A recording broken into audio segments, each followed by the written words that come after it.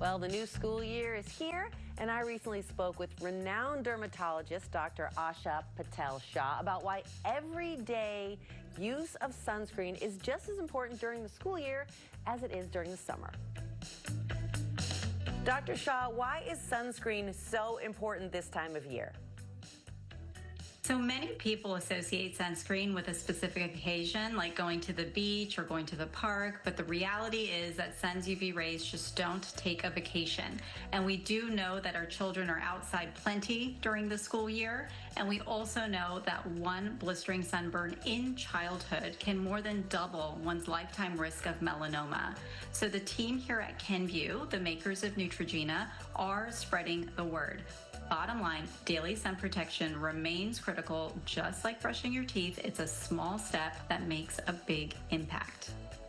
So I have two boys. They both just went back to school. Of course, we did the back to school shopping, the tape, the colored pencils, the dry erasers. Should sunscreen be on back to school shopping lists? I really do think it should be. So as our children return back to school, the sun is still shining. All those good habits we built up over the summer should be utilized over the school year. And also, many states now have passed laws allowing students to use sunscreen and sun protective clothing at school without a physician's note or prescription to help protect them from the dangers of UV exposure. What's a good way for parents to include this as part of the daily routine? Because I know you have to reapply every 2 hours. So do you put it on the kids before they go to school and then ask them to reapply it before lunch? Yeah, that's a great question. So it all does start off with a good quality sunscreen like Neutrogena, and it starts off with the daily application. So I recommend to start that off in the morning. Focus on the face, tops of the ears, the neck, and the arms.